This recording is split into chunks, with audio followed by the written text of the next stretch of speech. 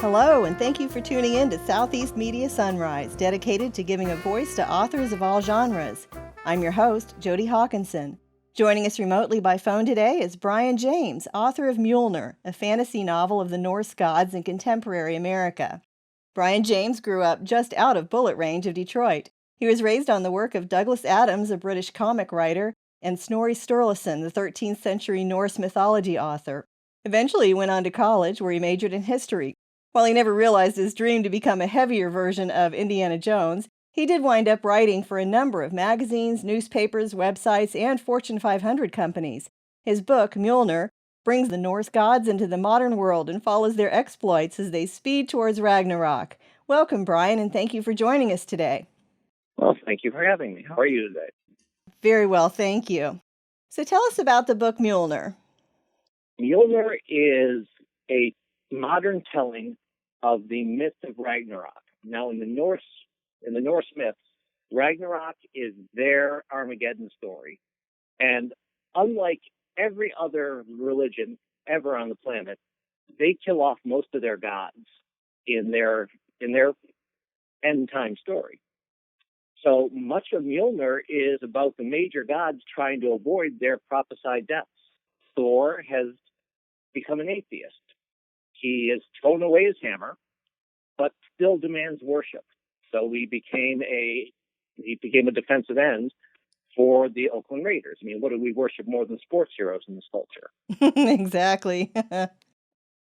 And now Loki and Odin, who are the two prime combatants in the final battle of Ragnarok, are both racing to get control of this hammer because it's still an incredibly powerful weapon. And they figure whoever can get control of it will be able to win without dying. So I understand there's a little DNA testing involved. There's some DNA testing involved, yes. And this is not a huge spoiler, but as we all know, in the Marvel Universe, Thor is the only one who can pick up Mjolnir because he is the only one worthy. In the myths, that is not true. Anyone can pick up the hammer. In fact, the hammer had been stolen in the myths. At one point, Thor had to cross-dress to get his hammer back. I acknowledge that in the book, but still kind of give a tip to the Marvel side where Thor is the only one that can lift it. And this is where the DNA testing comes in. Mjolnir, like most fantasy weapons, or a lot of fantasy weapons, actually absorbs the souls of those it is used to kill. Thor has used this to kill so many entities over several thousand years, where the hammer became a low-level intelligence unto itself. So it would only allow Thor to pick it up because that's the only person he liked. Interesting. So for anyone else to pick up the hammer would have to sense Thor DNA. Okay.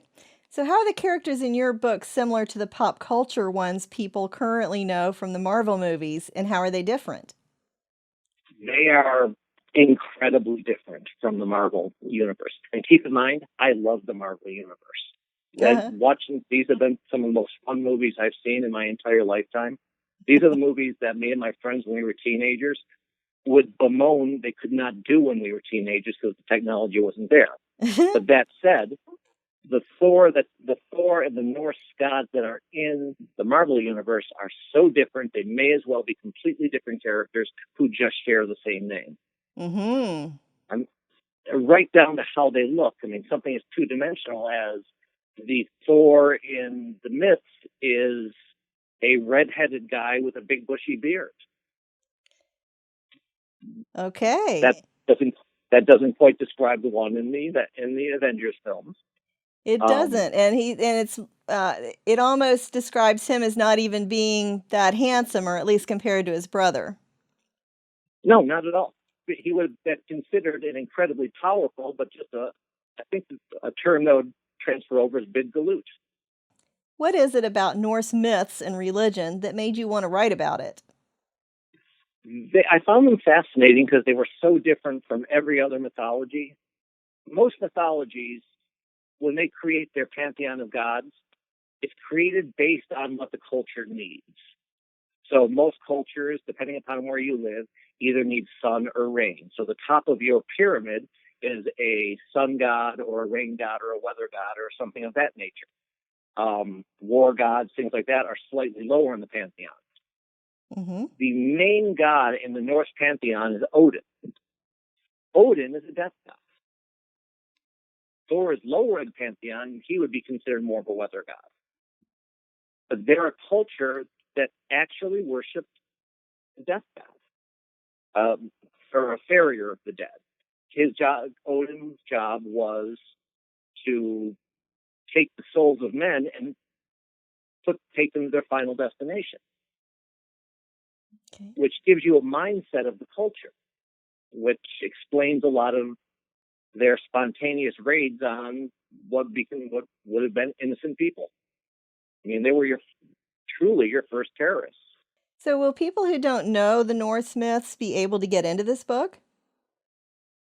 Yeah, I've added a part right at the beginning, and it was at the behest of my publisher for that very question. It's like a Reader's Digest version of the Norse myth that comes just before the prologue, so that those who have never had any familiarity or never been exposed to this will get some little flavor of what they're about to read. Okay. What is your writing process? Do you just write it with a basic idea in your head, or do you map it out? Well, I come from a tech writing background in some cases, because as you mentioned, I've written for a number of Fortune 500 companies. I've done their things like the Audi magazine, but I've also done technical writing for them. So I become very anal retentive when it comes to mapping things out. So I map out each chapter almost in a spreadsheet. But the weird thing is, it doesn't always wind up how I map it out. So did this book go according to plan? Absolutely not. Thor, in the original mapping, Thor was the hero throughout the entire book. Okay. As I wrote this, Freya, the character of Freya, just seemed to take over.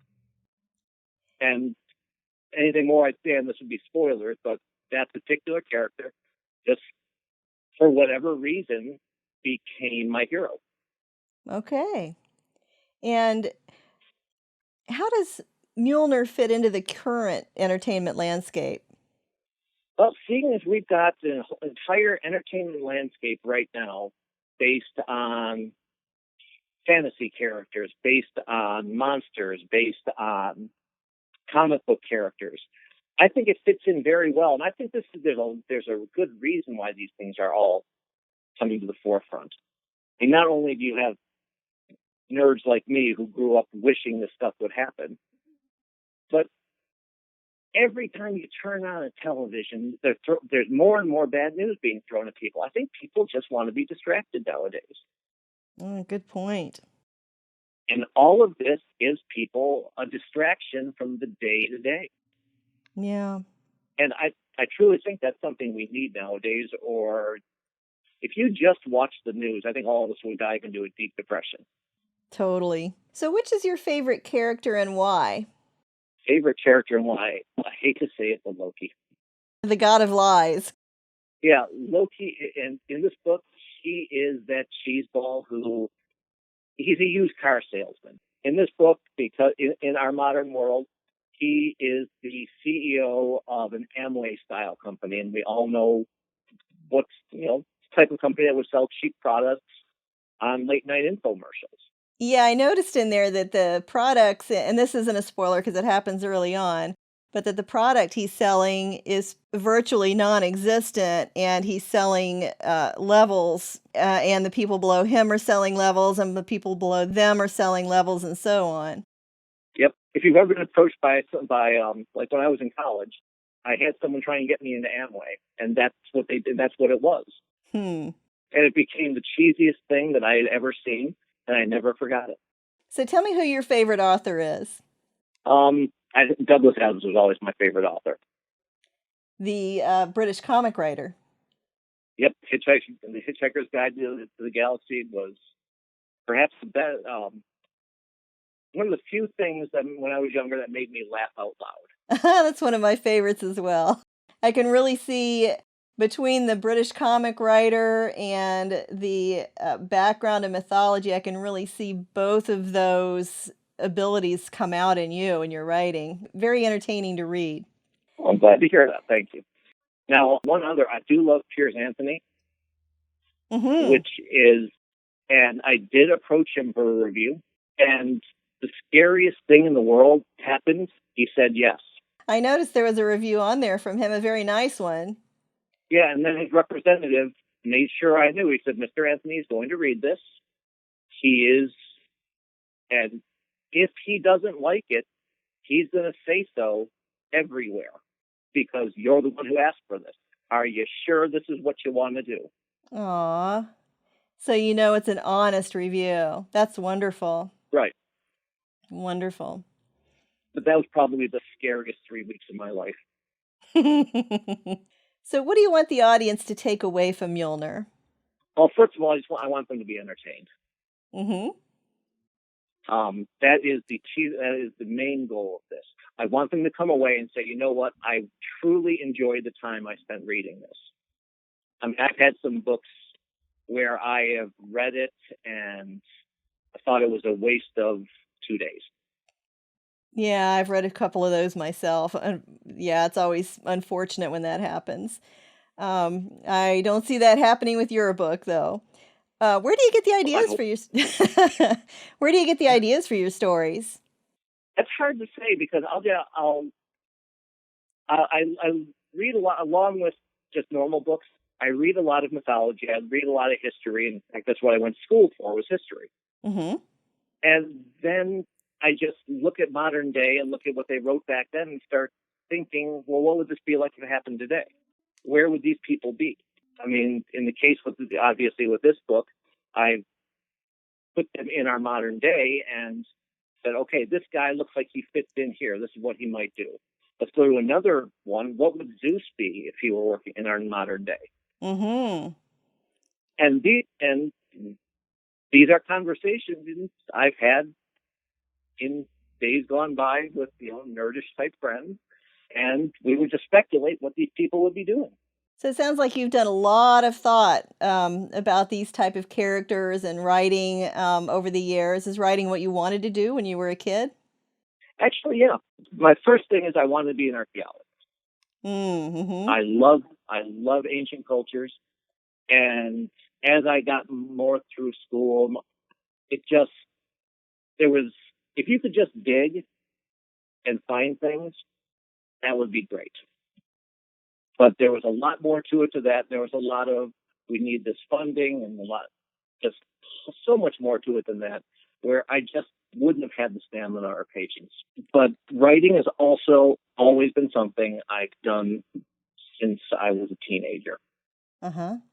So I'd say that they were not 1 and 2, 1 and 1A as far as the things I wanted to do.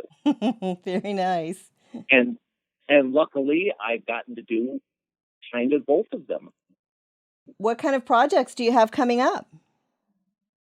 Well, in October, Wild Dreams Publishing, who is not my current publisher, but they've asked me to add a story to an anthology they have that is based on the Marines.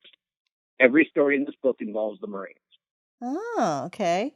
So what's going to be your process for writing this book? Are you going to be interviewing veterans, or what's your thought process on this?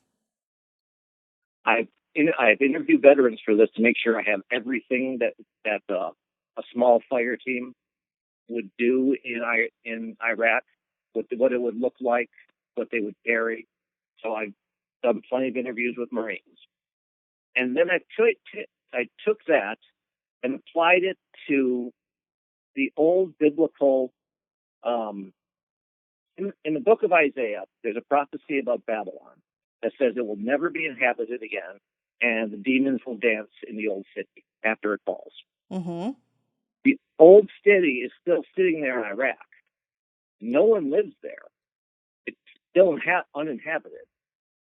So I'm going to base this story about the Marines being stuck within the old city where the demons are dancing. Very interesting. I'll look forward to reading it. And then after that, I've got a book that's unrelated to Mjolnir coming out about 6 months after that. Mm-hmm. And it's called Draugr. And it's about the real world incursion of the Romans into Denmark back in 130 BC. Very interesting. And what they find is, and Draugr is a Danish term, and it is what we base our modern zombies on. Oh, So this okay. becomes Romans versus zombies. That sounds interesting. I can't wait to read it. It should be fun. Well, looks like that's about all the time we have for today. For more information and to read the first 3 chapters and try out Mjolnir, you can go to norsehammer.com. Anyone interested in purchasing this book can log into semediapro.com or visit Amazon, Barnes & Noble, or even Apple iTunes. That's Brian James, author of Mjolnir, and that's Mjolnir. Thanks for joining us today, Brian. Thank you very much for having me. And listeners, if you're interested in getting your book published, please visit us at semediapro.com and click on the book publishing link. This is Jodi Hockinson, host of Southeast Media Sunrise, Southeast Media Productions. Like us on Facebook at Southeast Media Productions or visit our website at semediapro.com.